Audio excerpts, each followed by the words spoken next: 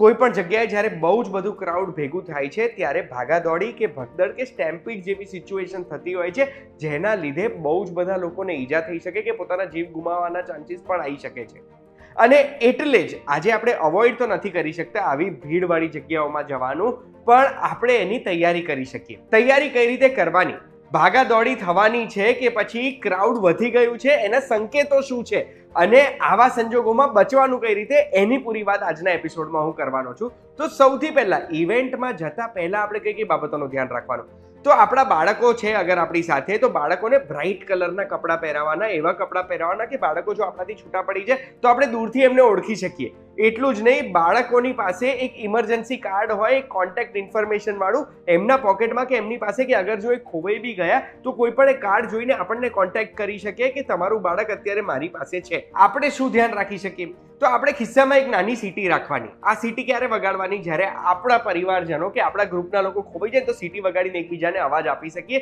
ચીસો ના પાડવી પડે, એનર્જી વેસ્ટ ના કરવી પડે. બીજું, મોટો સામાન, બલ્કી સામાન જોડે નહીં રાખવાનો, કારણ કે જ્યારે ભીડભાડવાળી જગ્યામાં આપણે જઈએ, હેવી સામાન આપણી જોડે હોય ને, એ સામાન પકડીને આપણે ખેંચાઈ શકીએ કે એ સામાન ભરાઈ જાય, એના લીધે આપણે પડી શકીએ ને એના લીધે કદાચ ઈજા થઈ શકે કે જીવ પણ જઈ શકે. ઇવેન્ટ ઉપર જઈએ ત્યારે આપણી જવાબદારી બને છે કે આપણે એક ક્રાઉડેડ જગ્યામાં બધું અન્વેષણ કરી દઈએ. આપણે ચેક કરી લેવાનું કે એન્ટ્રી એક્ઝિટ પોઈન્ટ ક્યાં છે. પછી ચોક પોઈન્ટ શોધવાના. એનો મતલબ કે કોઈ એવી જગ્યા છે જ્યાંથી ક્રાઉડ જવાનો પ્રયાસ કરશે તો વધારે ક્રાઉડ ઓછી જગ્યાએ જશે તો ત્યાં આગળ સ્ટેમ્પીડ કે ભાગાદોડી થઈ શકે કે કચડાઈ જાય એવી સંજોગ પણ ઊભા થઈ શકે. ત્યાં આગળ ઇમરજન્સી એક્ઝિટ જોઈ લેવાના, એવા કોઈ એક્ઝિટ જોઈ લેવાના જે આખા ગામને નથી ખબર ને ત્યાં આગળથી આપણે સિક્રેટલી બહાર નીકળી શકીશું કે નહીં. એ ઇવેન્ટમાં હાયર ગ્રાઉન્ડ કયું છે, એટલે ભીડથી બચવા માટે આપણે હાઈટ ઉપર ક્યારે જઈ શક્યું, કારણ કે હાઈટ ઉપર ઓછી ભીડ હોય. આટલી વસ્તુઓ આપણને ખબર હશે ને, તો કોઈ પણ ભીડભાડવાળી જગ્યામાં આપણે પોતાની જાતને બચાવી શકીશું, પોતાના પરિવારનું ધ્યાન રાખી શકીશું. હવે આગળ વધીએ પહેલા હું તમને જણાવવા માંગુ છું કે કોઈ પણ ભીડભાડ થાય, ભાગાદોડી થાય, એમાં જીવ જવાનો કે ઈજા થવાના મુખ્ય 2 કારણ કયા હોય?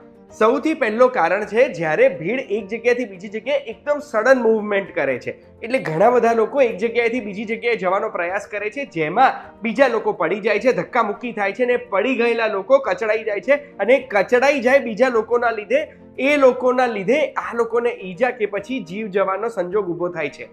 જે લોકોથી કચડાય છે એ લોકો બી પોતાને રોકી નથી શકતા, કારણ કે પાછળથી ભીડનો ધક્કો એવો હેવી હોય છે કે એ લોકોએ કચડ્યા સિવાયનો કોઈ ઓપ્શન નથી, નહીં તો એ પડી જાય ને એ પણ કચડાઈ જાય. ભીડવાળી જગ્યાઓમાં ઈજા કે જીવ જવાનું બીજું કારણ છે ક્રાઉડ ક્રશ. માની લો એક એવી જગ્યા છે જે ઇન્ડોર છે કે પછી બહાર બી છે, તો આજુબાજુ બેરિયર મૂકેલા છે અને બેરિયરની આજુબાજુ કાં તો દિવાલો છે કાં તો આમ ફિક્સ્ડ બેરિયર છે. હવે એ જગ્યામાં જ્યારે થોડું ક્રાઉડ હોય તો વાંધો ના આવે, પણ ક્રાઉડ વધતું જાય, ઘનતા વધતી જાય, ડેન્સિટી વધતી જાય, એટલું આપણી ઉપર પ્રેશર આવતું જાય. એમાં બી હજુ જો ક્રાઉડ વધે છે તો પ્રેશર વધી જાય. એમાં જો ક્રાઉડ સહેજ હલે છે, ક્રાઉડની સહેજ મૂવમેન્ટ થાય તો એક જે ક્રાઉડ ક્રશ થાય ને એના લીધે આપણે ઇમ્પોર્ટન્ટ ઓર્ગન્સ દબાઈ જતા હોય, હૃદયને ધબકવાની જગ્યા નથી મળતી, આપણા ફેફસાને ફૂલવાની જગ્યા નથી મળતી, અને એના લીધે ઈજા થાય કે જીવ જઈ શકે છે. આ બંને સંજોગોથી આપણે બચવાનું છે, ત્યારે આપણે આપણી જાતને બચાવી શકીશું. હવે વાત કરીએ કઈ રીતે આપણે પોતાની જાતને બચાવી શકીએ છીએ. તો એના માટે બસ એટલું જ કરવાનું છે કે કોઈ પણ એવી જગ્યા છે ભીડભાડવાળી, જ્યાં આગળ આપણે ગયા છે ત્યાં ક્રાઉડ કન્જેશન વધી જાય છે, કેટલા લોકો એક જગ્યામાં છે વધી જાય છે, ઘનતા વધતી જાય છે. એવા સંજોગોમાં આપણે ત્યાંથી નીકળી જવાનું, એવા જગ્યાએ જતું રહેવાનું જ્યાં ક્રાઉડ ઓછો છે. હવે ખબર કઈ રીતે પડે કે આપણે જ્યાં છે ત્યાં ક્રાઉડ વધારે છે? તો માની લો આપણે અત્યારે કોઈ બી જગ્યાએ ઊભા છે, ક્રાઉડ છે, આજુબાજુ બેરિયર્સ નથી, સ્ટેડિયમ જેવી જગ્યા નથી કે જ્યાં આગળ બધાની એક એક ઇન્ડિવિજ્યુઅલ સીટ હોય, ભીડવાળી જગ્યા છે. તો ત્યાં આગળ માની લો આપણે ઊભા છે અને આજુબાજુનું કોઈ પણ વ્યક્તિ આપણને અત્યારે અડી નથી રહ્યું તો સેફ છે આપણા માટે. પછી માની લો દર 1-2 મિનિટે 2-3 જણા આપણી જોડે ટકરાઈ રહ્યા છે, તો સમજી લેવાનું કે ભીડ વધી રહી છે ને ટકરાઈ એટલે જ રહ્યા છે કે હજુ ક્રાઉડ ફાસ્ટ વધી રહ્યું છે. ટકરાવાનું શરૂ થાય એટલે આપણે પોતાની જાતને એ જગ્યામાંથી કાઢી દેવાનું. પણ જો ત્યારે નથી કાઢતા એ જગ્યામાંથી બહાર, તો આપણે સમજી લેવાનું કે હવે ક્રાઉડ વધી જશે અને આપણે ફસાઈ જઈશું. ને પછી હાઈએસ્ટ ડેન્સિટી ક્યારે ખરાબ થશે જગ્યાની? જ્યારે આપણે એવા ફસાઈ જઈએ કે આપણે આપણા હાથ નથી હલાવી શકતા. બધી બાજુથી બધા આપણને અડે તો છે જ, આપણે આપણા હાથથી આપણા મોઢાને નથી અડી શકતા, હાથ નીચેથી ઉપર નથી લઈ શકતા. ત્યારે તમારે સમજી લેવાનું કે હવે તમારે સચેત રહેવાની જરૂરત છે, નહીં તો ભગદડ મચી તો આપણે પડીને જીવ ગુમાવી શકીએ છીએ. હવે માની લો આવી હાઈ ડેન્સિટી જગ્યામાં આપણે ફસાઈ ગયા છે, તો પછી આપણે શું કરવાનું? તો ફસાઈ ગયા છે તો સૌથી પહેલું કામ આપણે કરી શકીએ એ છે કે પડવાનું નહીં, સીધા આપણા પગ ઉપર ઊભા રહેવાનું છે. કારણ કે એક વ્યક્તિ પડશે તો એ આજુબાજુના લોકોને લઈને પડશે ને બધા એકની ઉપર એક પડશે, અને ત્યારે ભીડ અગર જો હલશે તો પછી આપણે કચડાઈ જઈશું.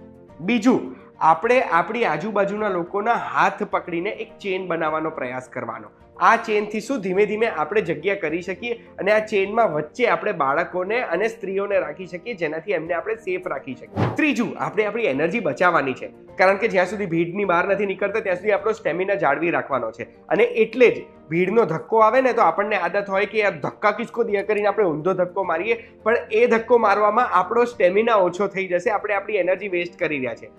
ક્રાઉડનો ધક્કો આવે તો જે બાજુનો ધક્કો આવે છે એ બાજુ ધીમે ધીમે જવાનું, આપણે એનાથી એનર્જી બચશે અને આપણે પેનિક નહીં કરીએ, ધીમે ધીમે આગળ જવાનું અને ચીસ નહીં કરવાની, એમાં બી આપણી એનર્જી જતી રહે. ચોથું, હવે આપણા હાથ તો હલી નથી શકી રહ્યા, બહુ જ ડેન્સિટી વધારે છે ક્રાઉડની, તો આપણે હાથ ક્યાં રાખવાના? સીધા રાખવાના? ના, આપણે આપણા હાથ બોક્સરની જેમ રાખવાના અને આપણે આપણી છાતીને બચાવવાની. આપણી કુણીઓથી અને આપણી મુઠ્ઠીથી આપણે આપણી છાતીને બચાવીશું તો કોઈ પણ વ્યક્તિ નજીક આવશે ને તો આટલી જગ્યા આપણને મળશે આપણા છાતી પાસે, જેના લીધે આપણા લંગ્સ અને આપણા ચેસ્ટને આપણે બચાવી શકીશું, એ દબાઈ નહીં. તમારી આજુબાજુમાં કોઈ વ્યક્તિ પડી જાય છે તો એમને મદદ કરવાનું ના ભૂલતા, એમને મદદ કરીને ઊભા પણ કરવાના તમારે. હવે માની લો ધક્કો વાગી રહ્યો છે, તમે એક બાજુ જઈ રહ્યા છો, તો શું ધક્કાની સાથે તમારે જવાનું? ના, ધક્કો વાગી રહ્યો છે એનો મતલબ બધું ક્રાઉડ એક જગ્યાએ જવાનો ટ્રાય કરી રહ્યું છે, અને આ ક્રાઉડ જ્યારે એક જગ્યાએ જવાનું ટ્રાય કરી રહ્યું છે અને તો પણ ભીડ ઓછી નથી થઈ રહી, એનો મતલબ છે કે એક ચોક પોઈન્ટ છે, એક બ્રિજ, એક દરવાજો, એવી જગ્યા જ્યાં આગળ કદાચ તમે દિવાલ પાસે જઈને કચડાઈ શકો, ક્રાઉડ ક્રશ વધી શકે. એટલે આપણે ક્રાઉડની સાથે સાથે તો આગળ વધવાનું, પણ ડાયાગોનલી એટલે એંગલમાં આગળ વધવાનું, અને એવી બાજુ ખૂણામાં જવાનો પ્રયાસ કરવાનો જ્યાં આગળ ક્રાઉડ ઓછું છે. દિવાલો અને બેરિયરથી દૂર રહેવાનું, કારણ કે ત્યાં આગળ જો ક્રાઉડ ક્રશ આવે તો આપણે કચડાઈ પણ શકીએ છીએ. ના કરે ઉપરવાળાને, આવા સંજોગોમાં જો અગર આપણે પડી ગયા છે તો શું કરવાનું? તો આપણે આપણા માથાને બચાવવાનું છે.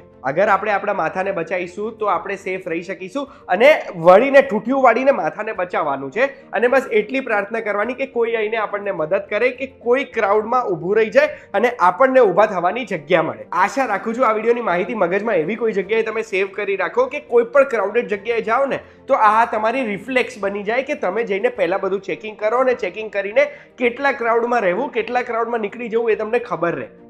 આવી માહિતી જોવા માટે એક વાત કહું, જોતા રહેજો. આપણે ફરી મળીશું ને આ માહિતી દરેક વ્યક્તિને કામમાં આવી શકે એવી છે, બધાને મોકલી દેજો. ધન્યવાદ.